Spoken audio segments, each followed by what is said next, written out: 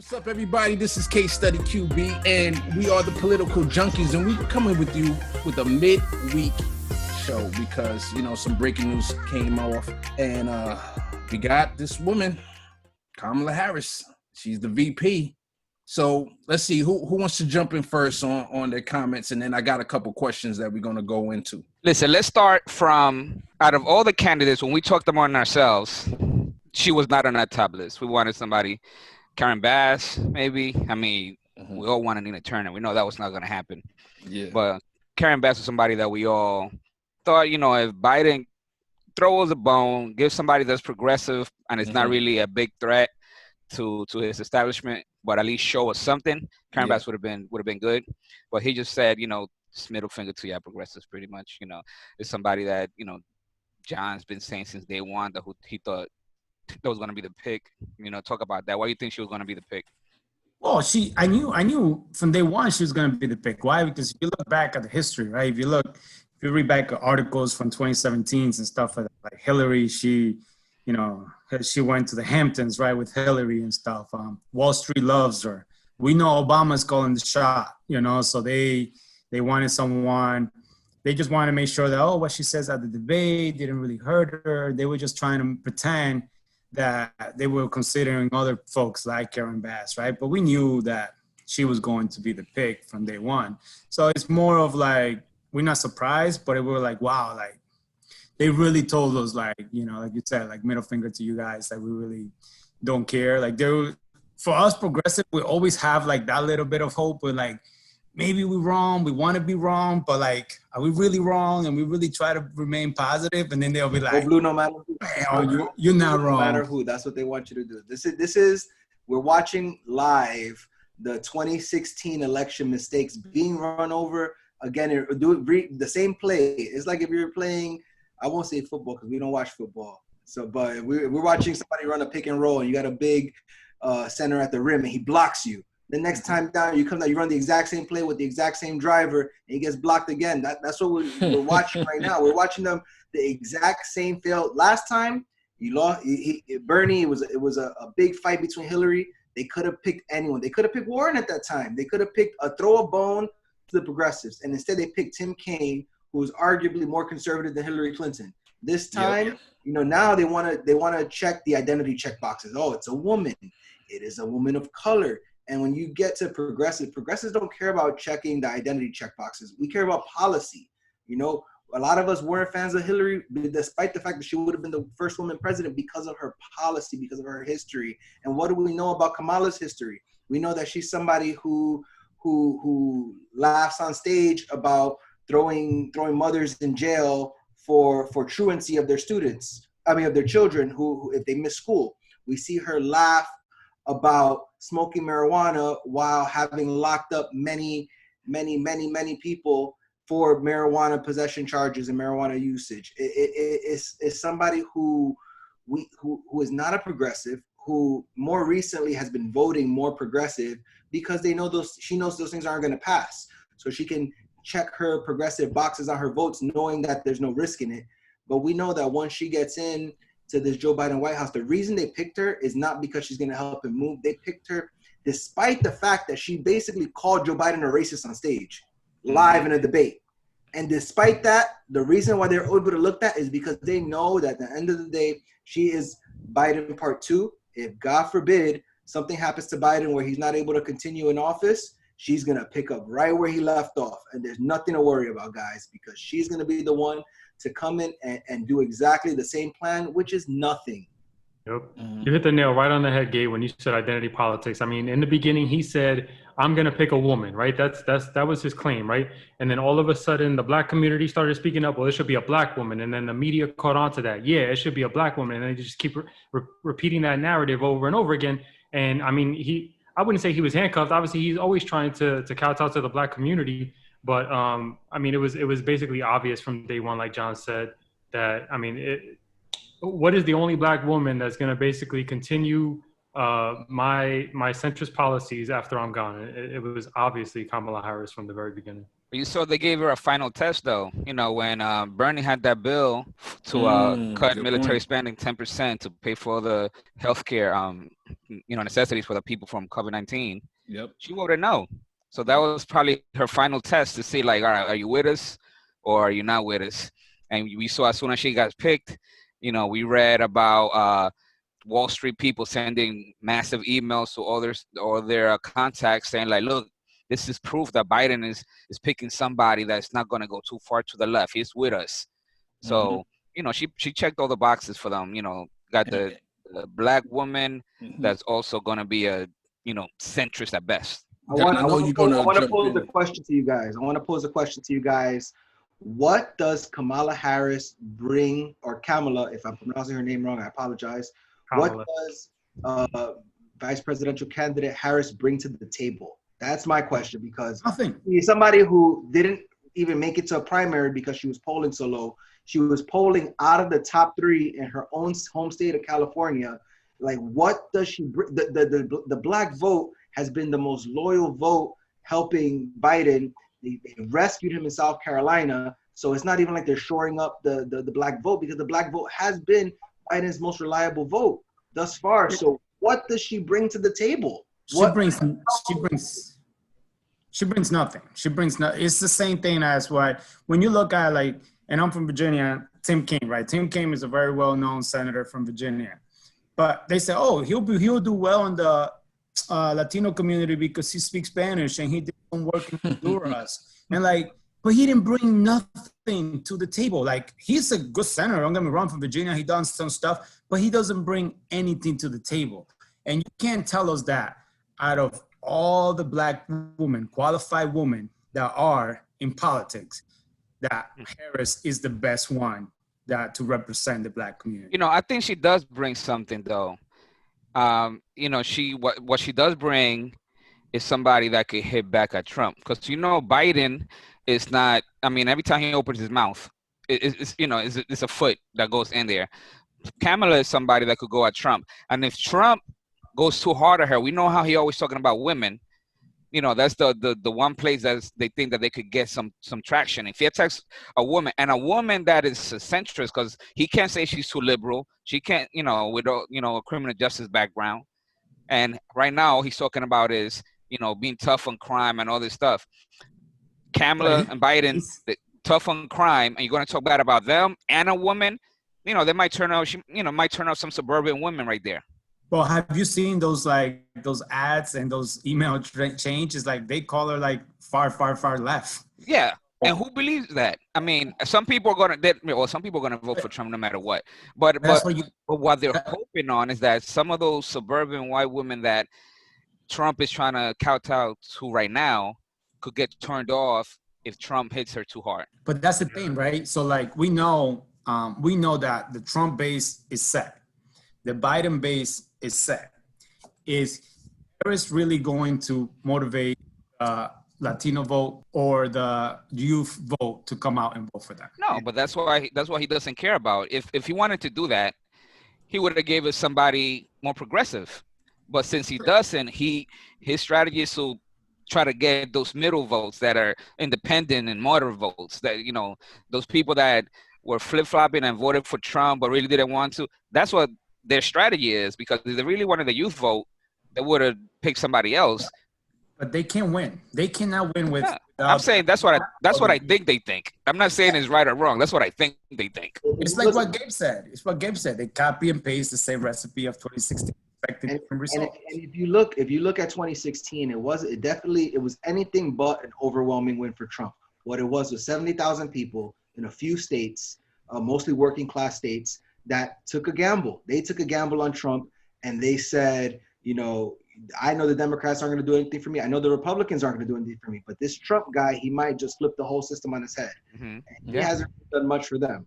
And now you get into 20. We had a chance, the left, the progressives, the Democratic establishment, there was a chance to show something to those 70,000 people, to say, hey, we're with you. We want to pick somebody maybe pro-union, and give a bone to those 70,000 people. And I don't think the nomination of Joe Biden nor the pick of Kamala Harris is going to get you closer to getting those 70,000 people. And we know that 35 to 40 to 45% of people stay home during elections.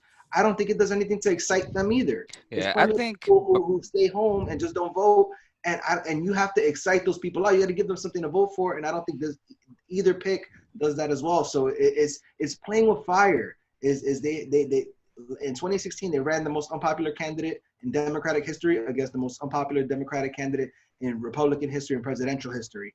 And we're doing something very similar now where we say that Trump is a huge threat, and we're playing with fire. If Trump is such a fascist threat, if he's such a horrible, horrible threat to our democracy as a foundation, how could you run a senile old man with all these problems and racism and a cop? It's like, you have one job. You have one job.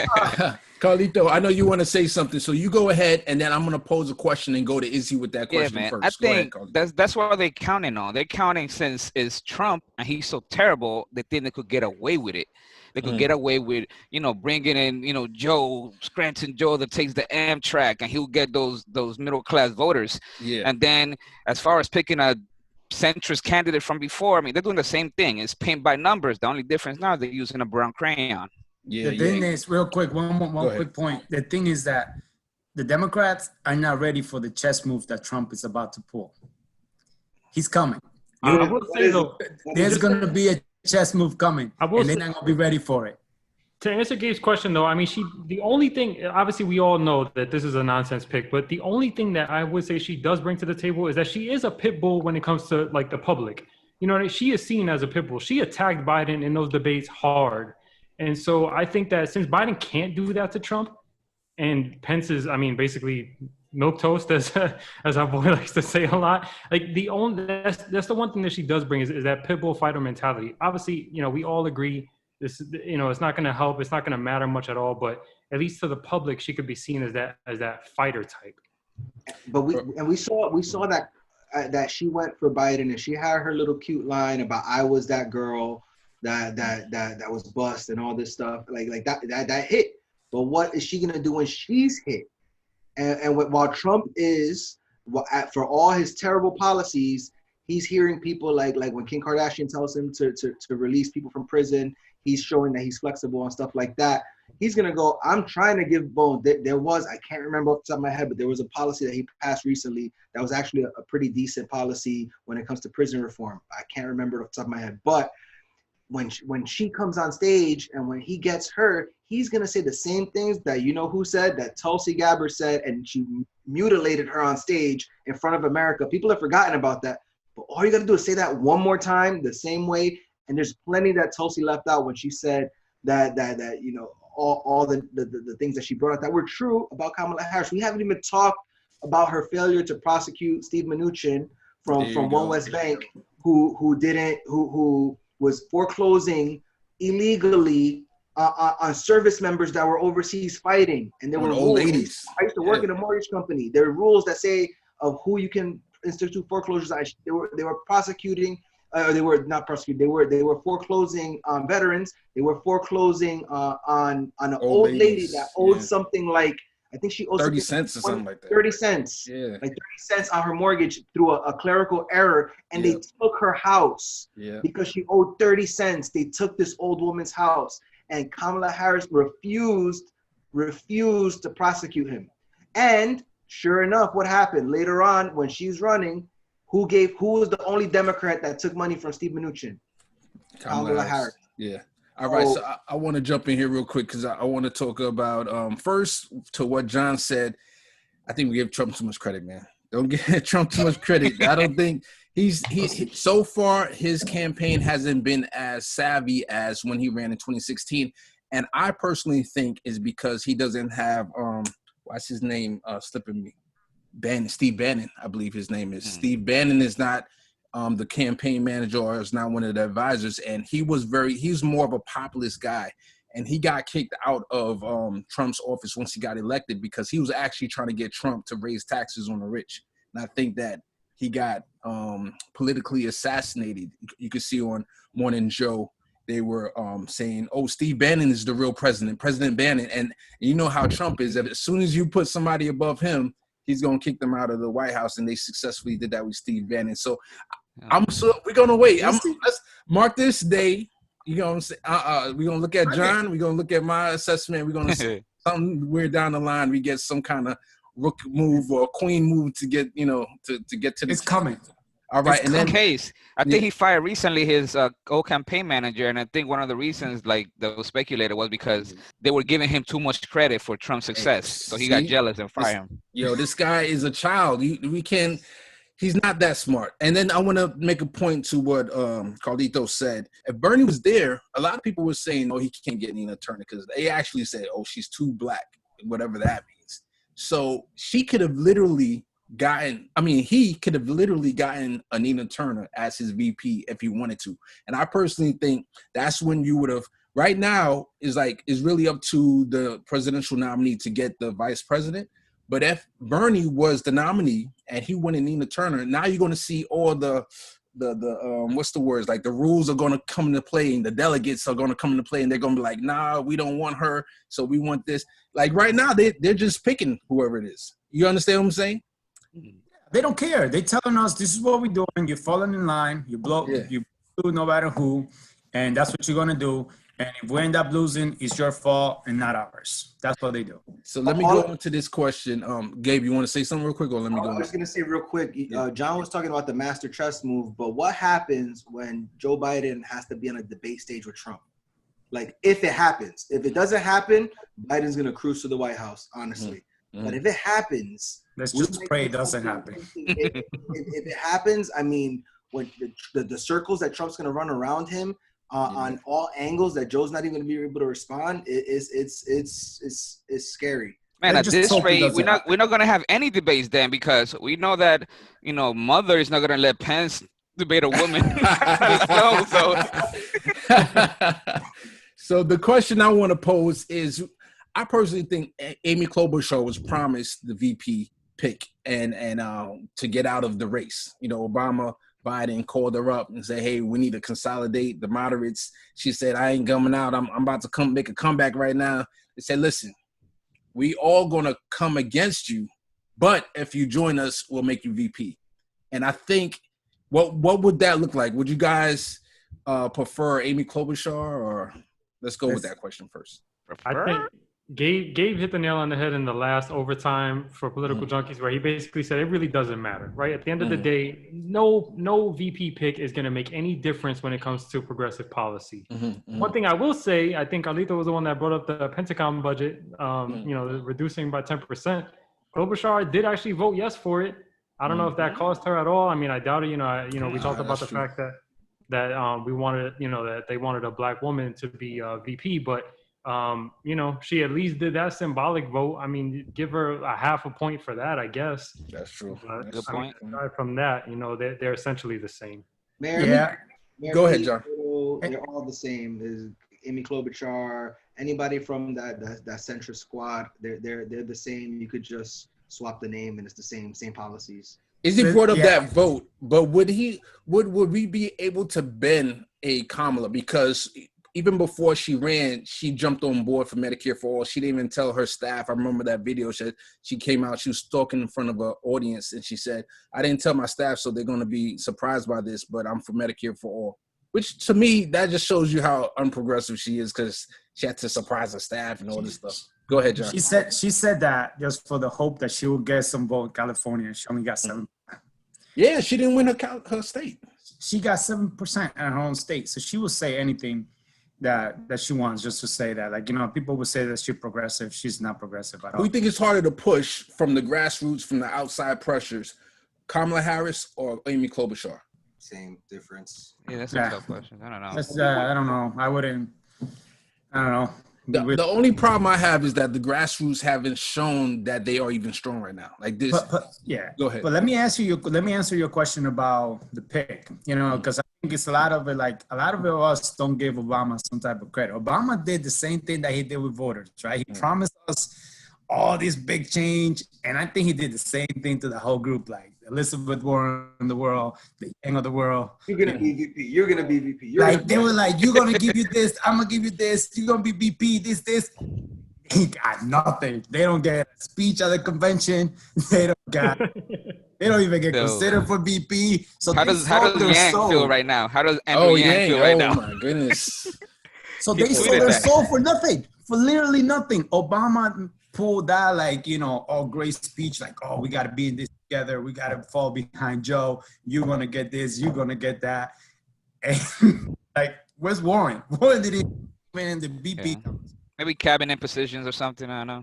Look, listen to this. Like, we get Republicans to speak at the convention before we even give Andrew Yang or even AOC a spot. AOC got a spot because people went crazy.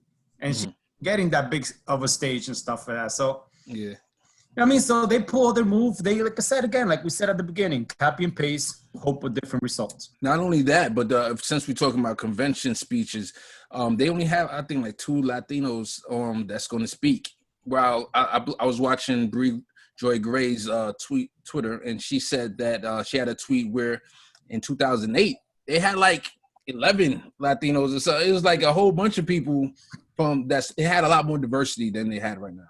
The Democrats don't care about the Latino vote or the Black vote. They take us for granted all the time. Yeah. They say they're going to vote for us, and then, they don't understand. They don't understand the different type of Latinos, the Florida Latinos, the Texas Latinos, and all different Latinos from different. So they're just going to say, oh, you're going to fall in line. That's what they tell us. You're going to fall in line. Don't fall in line, we're going to blame you. So when we're home, we don't vote or we do something else, they were like, oh, it's your fault because you didn't fall in line and we told you this was going to happen. Like, Trump is bad is not a reason to get us deciding, and to get us out there voting. Because when you look at it, you speak to some Latino and they're like, Obama deported more people than anybody else from our race. So it's like, we've been promised immigration refund since when? Since like Clinton's day. Clinton didn't do it. Bush didn't do it. Obama didn't do it. So what do we really have to gain from it, right? So it's like... Beware of the buzzwords. We were talking about that today offline, is that there's all these buzzwords of the Democrats are for comprehensive Medicare reform. They're for immigration reform. They're for police reform. What's the policy, bro? What's the policy? Is it Medicare for all, which you're going to institute in this way? Is it going to be tuition-free college that's going to be funded by taxpayers here, here, and here? What's the cost? $60 billion. They just give you buzzwords to make you feel better about yourself, to say that they quote unquote progressive, and there's no meat behind it. It's just buzzwords. So I just be very wary of the Democratic buzzwords that are really not going to give you anything. Izzy, will Kamala be easy to beat in 2024? Man, beat by who? I mean, are we talking about a left primary challenger out of nowhere? Are we talking about Republicans? I mean, you know what? We don't know how that's going to go yet. That's a good question, because let me pose it this way, because we don't know if the media or the establishment are going to try to prevent some kind of challenge. Let's just assume that Biden is not going to run again, right? They're going to try to clear the way like they did for Obama back in was it for Obama? Yeah, back in 2012 when Obama was going for the second term, Bernie was thinking about challenging him, and basically behind the scenes they squashed that. So I'm sure they're going to try to do that this time around. So do you think that the establishment is going to try to prevent a melee like how we had this time around, like 10 people running for office? Or are they going to? What do you think about that, Izzy? Yeah, I don't think they're going to really challenge any of the whether it's Biden or Kamala. I don't think they're going to challenge from the left. But what I will say though is that it's kind of unprecedented to talk about this, right? Because we haven't had a lot of presidencies that only ended one term voluntarily, or even by death. We don't have a lot of instances of that. Let's say she became president for whatever reason. She assumed the role before 2024, or she just she's the one running because Biden's not going to run again. She doesn't. I don't see anything about her that's. We talk about Biden not being inspiring, right? I don't see anything about her that's inspiring either. At least it was basically a guarantee that Obama was going to win the election because he inspired people. And obviously, it turned out to be facetious, but he at least did that. I don't see anything about Kamala. If she has to run all on her own in 2024, I mean. you're still going to have the same conservatives basically labeling her a socialist, lefty, whatever they want to call her. So they're still going to get their right people out. And how are we gonna inspire people to come out again? I just don't see it. I think that's what their move right now was. I think this a preemptive move, because before you have Obama, first black president, then you have Hillary, potentially first female president. Now, who's going to challenge, if Biden wins and then Kamala runs, who's going to challenge the first possible black woman president? It's like, with our powers combined, how are they going to challenge that? It's going to be challenged by another black woman. Nina's going to run. Hey, that's our best hope right there. I was going to go in that direction. I know Izzy said that she won't be challenged from the left. I think he meant like the conservative part of the party, right? She won't be there. Nina is definitely primary. So I'm thinking, so we're going to need a challenge. The challenge would have to come from the left in the sense of an outsider, or somebody like an AOC or somebody, hopefully from that side of the party. But, AOC has been trying to work from the inside more. So it'll be interesting to see if she does not run, even though the establishment does not want to. I don't know if she's even eligible at that time.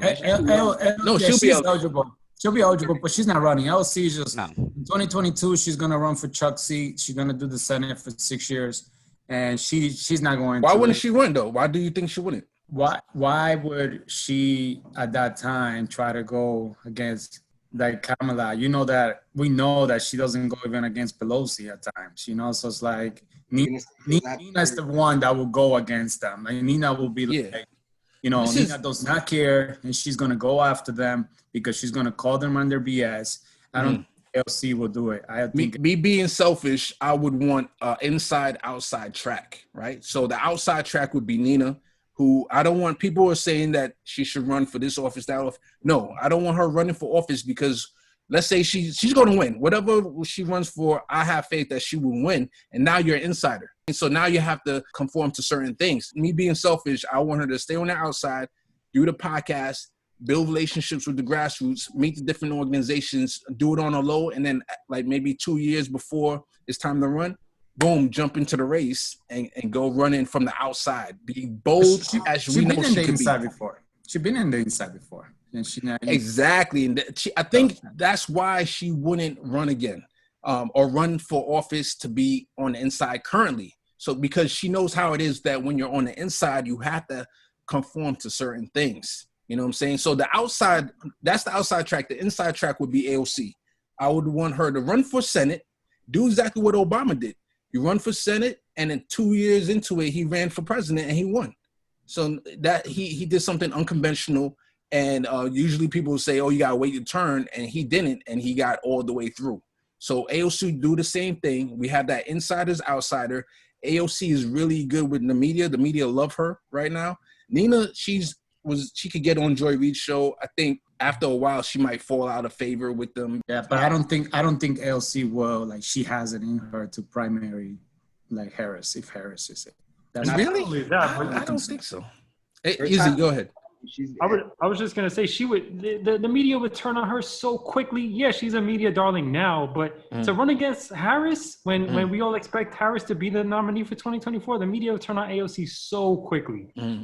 AOC doesn't endorse incumbent Democrats right now that they Nancy Pelosi's peoples and stuff like that now. All outside of New York, she does New York, but outside of New York.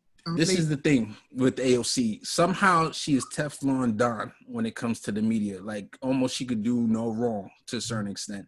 I think that, and I remember watching a focus group where it was 6 of them, and they asked people raise their hand if they were for Bernie. I think maybe one person, or if not, none raised their hand for Bernie. They asked other questions, and then towards the end they asked who's for AOC. Everybody raised their hand. They said, oh, she's refreshing, she's going to give the establishment a hard time. Alexandria Ocasio-Cortez, your thoughts? She's badass. Oh my God. Yay! I love her. Wow. What a woman. Amazing. And again, yes. She's asking the right questions. I don't feel like she's playing games. I'm so excited about her. She is smart, she is intelligent, and I cannot wait to see what else she does. Well, I know And you she's know, got the too- Democratic Party nervous, and I mean, in a way, they should be nervous because she does represent the new guard, the new generation. Everything that Bernie would do, but because she's maybe I don't want to assume I'm in their minds, but I'm thinking because she's an attractive female, articulate, and very likable. That's the key thing right there, likable. Intelligent, economics background. Yeah. I think the media is going to have a tough time going against that because the people like AOC, therefore the media knows they have to go along with it. I think she's got to run the Senate first before she becomes before she's gonna be sharp enough. I think she's gonna play the game and check off the boxes. Yeah. I think she will be president one day. But I wanted to bring it back to will Kamala be easy to beat in 2024? I mean, it really depends on what the Biden administration does when they get in there. I would love to be proved wrong in everything that we're saying right now. There would be nothing that would make me happier than to be absolutely wrong about a Joe Biden, Kamala Harris administration, that they push for progressive reforms, maybe they pass a public option, that they do something, that they raise the minimum wage, and then I would be like, you know what? You guys did something. Now, that's going to determine whether they get ahead in 2024. If they lower the Medicare age to 60, that's not a winning policy. If they lower the Medicare age to 60, that's less than what Hillary said she was going to do. So it's really up to them to show us if they deserve being elected in 2024, because right now the whole Democratic platform is beat Donald Trump. And what happens? What is your platform? What is your ground to stand on when there's no more Donald Trump boogeyman? When they find either a young Latina woman or a black woman or black man to come in and fight the conservative identity battle against Kamala Harris in 2024, and they're a better speaker than her, and they could convince you, and it's not Donald Trump, you might lose a lot of those votes. So a lot of the people, you have to inspire the people, and they might have 4 years to do it, and if they do it, they better not waste those 4 years, because I'm a strong believer that if they waste those 4 years, it's going to be a one-term presidency, regardless of Joe Biden running again, or if it's going to be Kamala next time. Yeah, I'm so cynical that I don't even think that they're going to lower the age to any. They're not going to do that. They're going to pass 63. They're going to pass something, but they're not going to lower the age, because the original intent for Medicare for All, I learned this from Tom Hartman, was to keep decreasing the age. Right? They were going to initially pass it for older folks, and they were able to pass it fairly easy because the health insurance companies wanted to get the old people off of their rolls, and the government did that. But what was supposed to happen was, like 5 years later, the Democrats were supposed to readdress the issue and keep bringing down that age until everybody was covered, and they didn't do that. So I think the insurance companies don't want to have a budge on that particular issue right there. Gabe, let me ask you a quick question. So, do you think Tulsi will run in 2024? Absolutely. I don't see why she wouldn't. I think that she already knocked out Kamala once, and I think she'll do it again. So there you go. So that's right there, 3. The only thing I hope for is that at the end we don't split the vote and let Kamala win again. Do it like Biden won out of consolidation. Yeah. We got to consolidate our vote. Yeah, I see. Right. Like whether it's, all the women that we mentioned or anybody else that comes along, have the debates, everybody come in, have a good field, but, figure out who's the strongest progressive candidate and have that person be it versus splitting the vote, amongst, 2-3 candidates versus Kamala. The good news is that Nina Turner and Tulsi Gabbard has a good relationship. So I think they would be able to work together. Whoever's ahead, they'll be able to cut a deal with the other person for whatever they want. Secretary of State for Tulsi Gabbard, Nina Turner, whatever position she wants to be in. AOC, I haven't seen that same camaraderie with Nina. Definitely not with Tulsi, to be honest. I mean, AOC hasn't been in the game as long as either. She's the youngest one, so she's still establishing herself. So I don't want to label her too hard either way just yet. I want to give her a chance. She's only been there not even 2 years, man. I'll give her this much. I think that she would drop out if she saw that she was in the head. So let's say Nina's killing it right now on the progressive side, on the left side, and Tulsi and AOC's were on the outside. I think she would drop out, I think. Yeah, and we also know that the 3 of them are better deal maker than Bernie, because we know Bernie can make a deal. Bernie's terrible at deal making. He hurt my heart, man. No Jesse Ventura. Advantage. Oh man. If we want to look at a glass half full for 2024, the best glass half full that's going to be is that right now Joe Biden is getting ahead a lot on his previous experience as the vice president to Obama. So that automatically will get you a lot of the black vote. It's hands down. He was the right-hand man, and now he's going to be the front-hand man. And he's going to have to show what he can do. And if he has 4 years of nothing, that black vote that has been so low is not going to back him. They're going to back whatever the progressive incumbent is. And if he drops out and Kamala was there and she didn't really push him to do much, then it's going to be, you know, another hopefully black woman of color that's progressive that can come in and knock them off and take the White House for the progressives. So you can only run on Obama's legacy for so long. But once you get in the chair, what are you going to do with it? Roland Martin had a tweet where he brought up basically the question of who you got was the end of that tweet. And basically, I took it as he wanted to know, how can the Harris or the Biden-Harris ticket get my vote? And this is the answer that I put on Twitter on Case Study QB. I would like them to give an executive order that they would pass ranked choice voting at the federal level, because I don't know if they could do it at the state level and at the city level unilaterally. But I think an executive order or just to forcefully support ranked choice voting, which means moving forward, we won't have to keep picking between the lesser of two evils. We can pick our conscience and go from there. Here's the problem I have with people like Roland, right? His tweets first already call us haters, right? So if you have a disagreement, you're automatically a Harris hater or Biden hater, you know, or Bernie bros or whatever. Why can't he just ask the question without trying to shame people, right? Because this is Democrats want our votes, and they always shaming us. They always like, oh, how are you going to do this? How are you going to do that? You're just a hater. So all of a sudden, the past doesn't matter. So when we go into any politician, and we always base politicians based on their records, right? So that's when you go into politics, everybody knows, like your past always come back and hunt you or make you great, depending on which side of the aisles you are. So yeah, we have to talk about the past. And yes, we have concern. And yes, we know, like everybody knows that Biden and Harris, it's just a little bit better than Trump and Pence. It's not like, oh my God, they like, you know, we know they better. But again, like all you keep telling us is Trump and Pence are bad. Trump and Pence are bad. Tell me, give me one thing. Tell me one thing of like, hey, you know what? I'm going to do this for you. Like, I'm going to entertain the idea of Medicare for all. The other, was it today or yesterday when Biden asked the question, they asked him, if Medicare for all will hit your desk, will you vote for it? It's never going to hit my desk. Like, how am I supposed to get excited? That guy, you know what I mean? So it's like, you have to at least entertain the idea to get people excited to vote for you and stop like just screwing us and say, you know what? John, how can they get your vote? Just give me something, anything. Just give me something. Tell me like, hey, like I'm going to like entertain this idea. And not a task for, not I'm going to give Bernie a task for. Like, no, tell me like just anything. Like, I'm going to raise the federal minimum wage to something like something that we believe that our movement believe in, and be like, you know what? Okay, maybe I'm not going to get 9 out of 10 things, but maybe I'm getting one. So maybe I should definitely consider myself voting for it. But they're not giving us anything. Everything that comes to them is no, no, no. You should just vote for us because Trump and Pence are bad.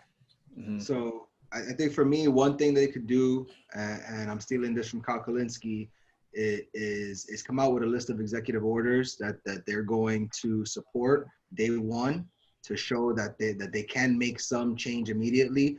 One that is just a slam dunk, a layup, is removing marijuana from the list of Schedule I drugs, decriminalizing and releasing all nonviolent marijuana possession charges, and expunging the history of those that have already had marijuana convictions and incarcerations. Marijuana, we know, is not a bad drug. It's much less dangerous, or is compared to alcohol, something that if you drink a liter of vodka, you can die. If you smoke a lot of marijuana or cannabis, you're going to be just fine in a few days. You might be a little sleepy and get the munchies.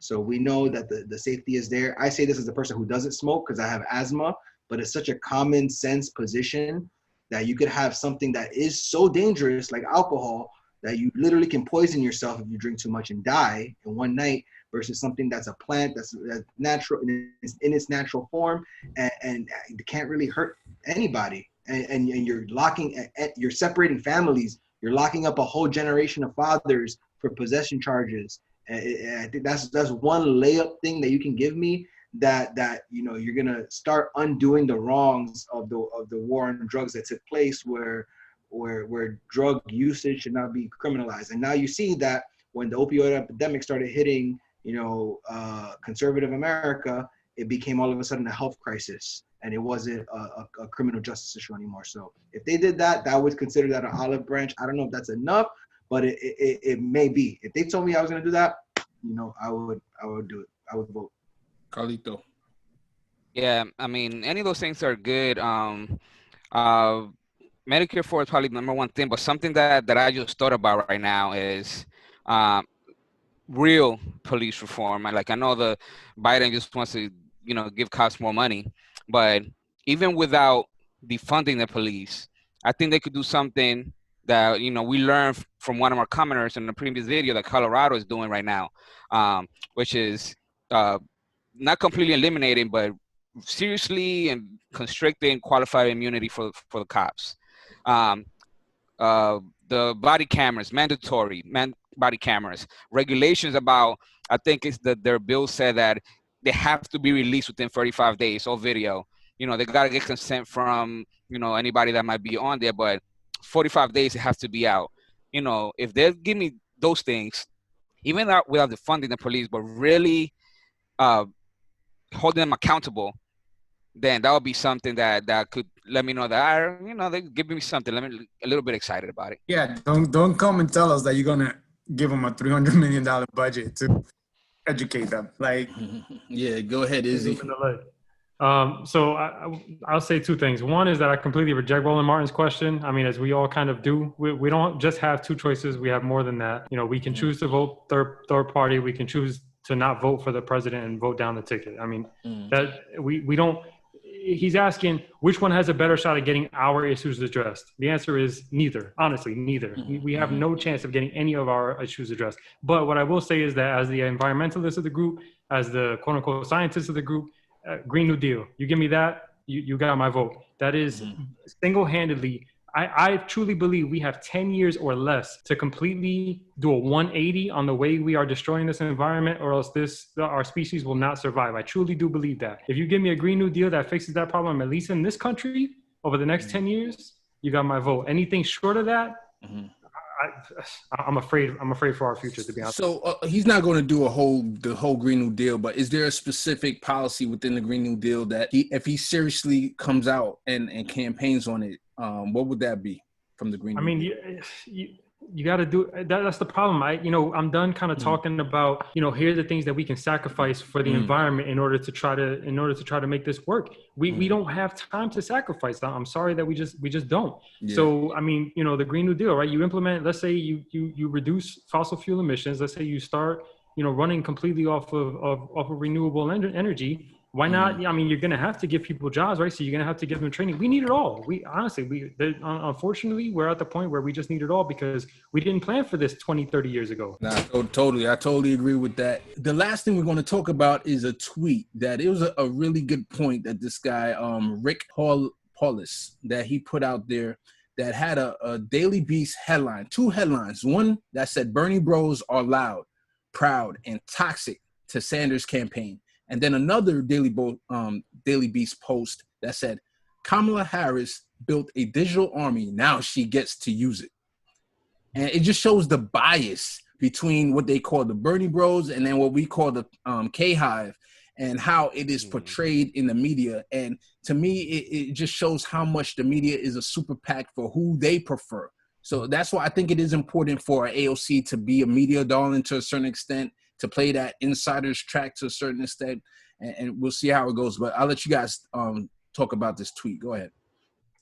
Again, this goes back to the point, right? These are the people that's supposed to be getting us decided to vote for their candidate and fall in line, right? like you're not going to get people excited by keep calling them toxic, right? Because everything is Bernie Bros did this, but Biden's people, they are as bad, if not more bad. And we weren't bad. We tell them this is what we want and this is what we need, and they don't like it. So they call that toxic because we keep demanding the things that we stand for. We are over people. Like people will get mad. Oh, Bernie, we call out Bernie. We don't care. Bernie let us down. We can move on. Find the next person that believes in our policy. So that next person's gonna be what AOC now is a darling. But if the minute we start demanding our stuff, we're gonna be AOC bros and we toxic too. This is just one small example of the media and establishment collusion, to say that word. Because we have talks with different people that we know where when we talk about, well, if Bernie was so great, how come people just didn't vote for him? And if you mention, well, look at the way the media portrays him, they want to dismiss it. But look at a prime example right there. When you have two groups in social media that are excited about the candidate that they support, if the media doesn't like that candidate, they go to call him toxic. If the media supports that candidate, they call it what? A digital army. Yeah. So it's an example of how the media can manufacture consent for whatever they want.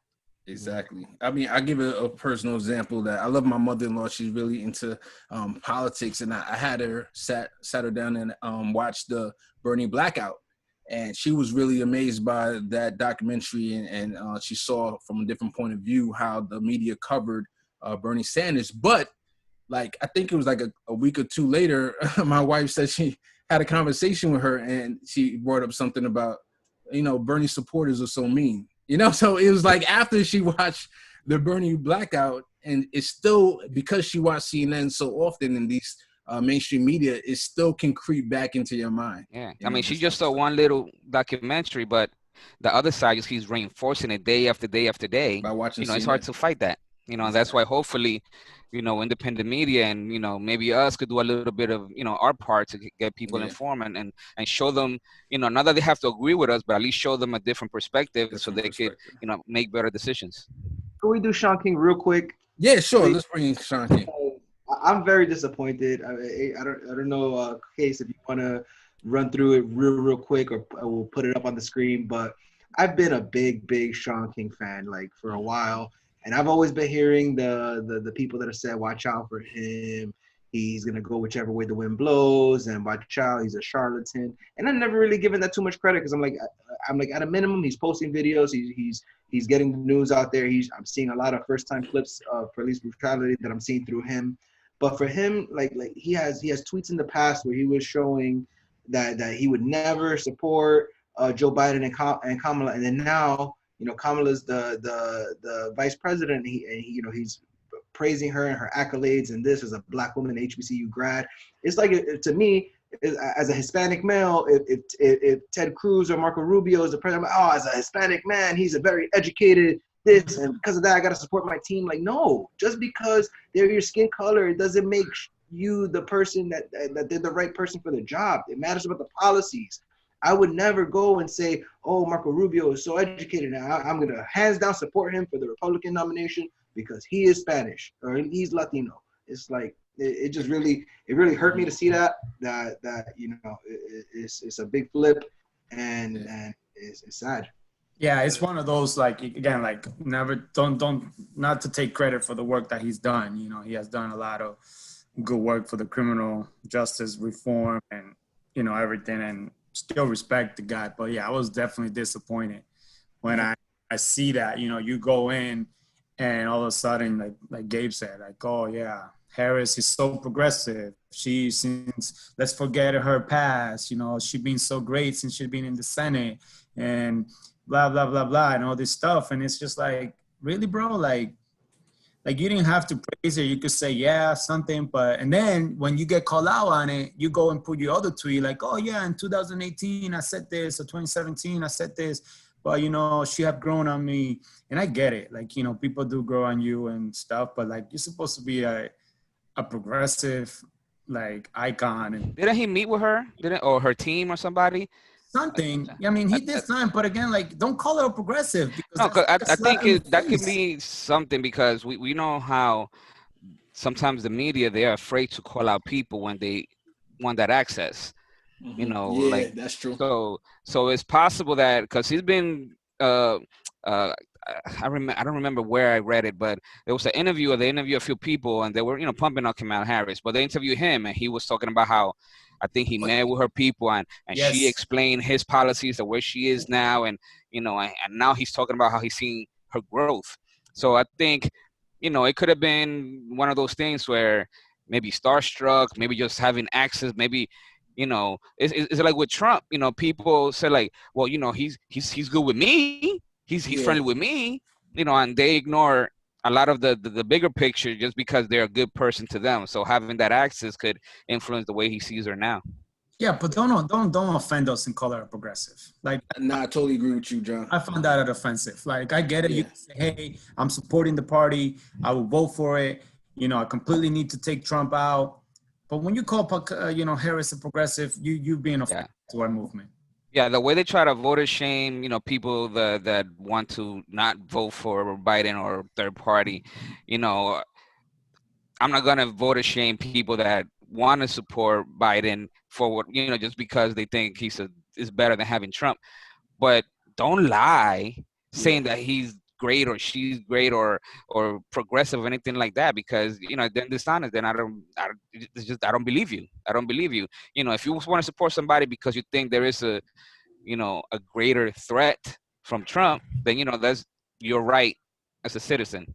But don't come lie to us, please. And and again, that's like one thing that we're here for. Like, we're not where to vote, how to vote, right? We're not here. We know what it is to be voter shame on, like people trying to say, and a lot of us haven't even make a decision, right? We just form our opinion, and they already voter shame us. Like, if you believe that Biden Harris is the ticket for you, go for it. Like, you have your right. That's why it says the right to vote. But I hate the notion of like a vote for a third party is a vote for Trump, or a vote for no vote is a vote for Trump. Like, I hate that notion, and I hate when people say that. A vote for Trump is a vote for Trump. Yeah. It's a vote for Biden.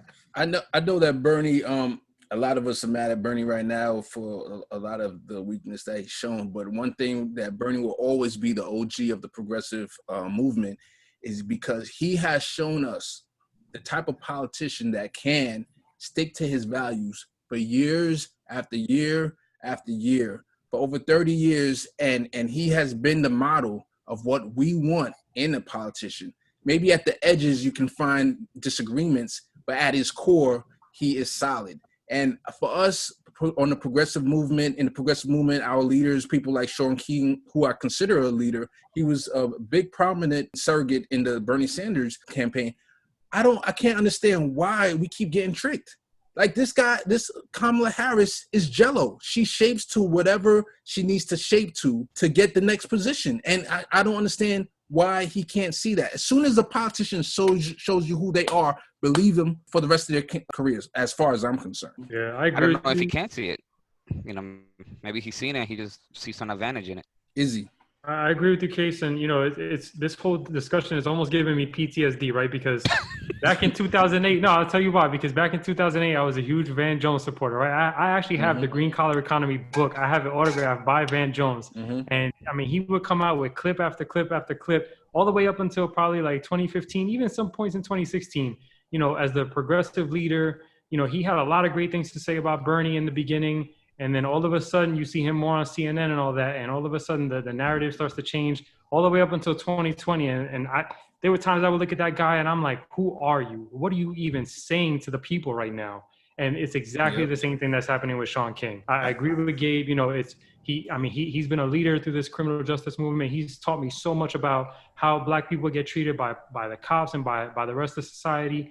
And I'm looking at him now like, what are you doing? I don't even know who you are. It's extremely disappointing. Yeah, he mentioned Susan Rice before Kamala Harris was officially picked. He was like, oh, we have a whole bunch of prominent Black women who can be picked, Kamala Harris. And then he mentioned Susan Rice. And I'm like, really? And you're supposed to be our progressive voice on CNN? When he said Harris is the most progressive VP nominee in the American history, I just like hit my head like on the wall or something. I was like, what is, I thought his Twitter account must have been hacked or something. But I thought when I read that, it's like, man, if this is true, that says something horrible about American history. Yeah. All right, guys. Much love to my political junkies. This is our midweek podcast to try to tackle this. We're really disheartened, as you can tell.